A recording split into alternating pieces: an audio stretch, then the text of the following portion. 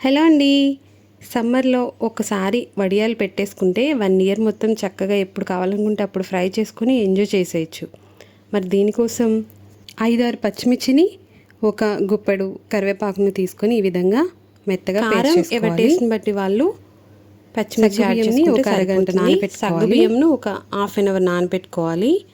ఒక గ్లాస్ బియ్య పిండి తీసుకునేటప్పుడు 7 గ్లాసుల నీళ్లు పోసుకోవాలి ఎసరు కోసం. ఈ నీళ్లు పోసేసుకున్న తర్వాత ముందుగా నానబెట్టుకున్నటువంటి సగ్గుబియ్యం వేసి ఉడికించుకోవాలి. ఎసరు బాగా కాగాలన్నమాట. అంతలోపల పిండి తీసుకొని పిండిని నీళ్లు కలుపుతూ పలచగా ఉండలు లేకుండా కలుపుకోవాలి. దీనికి ఒక 5-6 గ్లాసులు సరిపోతాయి. ఇలా 5-6 గ్లాసులు తీసుకొని పిండి ఈ విధంగా ఉండలు లేకుండా కలుపుకోవాలి. తర్వాత ఎసరు కాగేటప్పుడు 1 స్పూన్ జీలకర్ర, ముందుగా మనం మిక్సీ పట్టి పెట్టుకున్నటువంటి కరివేపాకు, పచ్చిమిర్చి పేస్ట్ వేసుకొని సగ్గుబియ్యం ట్రాన్స్పరెంట్ అయ్యేంత వరకు బాయిల్ చేసుకోవాలి. ఇవి బాగా బాయిల్ అయ్యి ఎసరు బాగా కాగిన తర్వాత పల్చగా కలిపెట్టుకున్నటువంటి పిండి మిశ్రమంని ఉండలు లేకుండా కలుపుతూ మనం యాడ్ చేసుకోవాలి. ఇలా యాడ్ చేసుకున్న తర్వాత అస్సలు అడుగంటకుండా గరిటెతో కలుపుతూ ఉండాలి.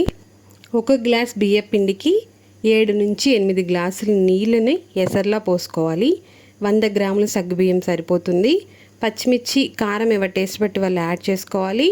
ఉప్పు కూడా ఎవరి టేస్ట్ బట్టి వాళ్ళు యాడ్ చేసుకొని కరివేపాకు వేసుకొని మిక్సీ పట్టేసుకుని జీలకర్ర 1 స్పూన్ వేసుకుంటే సరిపోతుంది. ఈ విధంగా వేసుకొని అడుగంటకుండా కలుపుకుంటూ ఇలా చిక్కగా అయిన తర్వాత జిగురుగా అవుతుంది పిండి. అప్పుడు స్టవ్ ఆఫ్ చేసేసుకొని చల్లారక ముందే తడి క్లాత్ మీద ఎండలో చిన్న చిన్న వడియాల్లా పెట్టుకోవాలి. ఒకవేళ పెట్టడం లేట్ అవ్వడం కానీ చల్లటి గాలి ఎక్కువగా వచ్చి పిండి చిక్కబడిపోతుంటే వేడి నీళ్ళను కలుపుతూ పలచగా చేసుకుంటూ వేసుకోండి. మందంగా అయిపోతే విరిగిపోతాయి. అందుకే ఎంత సాధ్యమైనంత పలచగా పెట్టుకుంటే చక్కగా వస్తాయి అన్నమాట.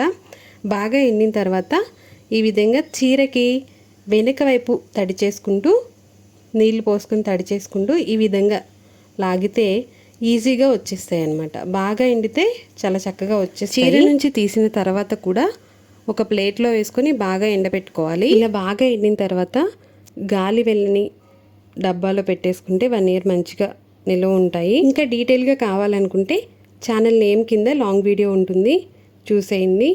మరి ఇలాంటి మరెన్నో వీడియోస్ కోసం ఈ ఛానల్ సబ్స్క్రైబ్ చేయండి. Thank you for watching.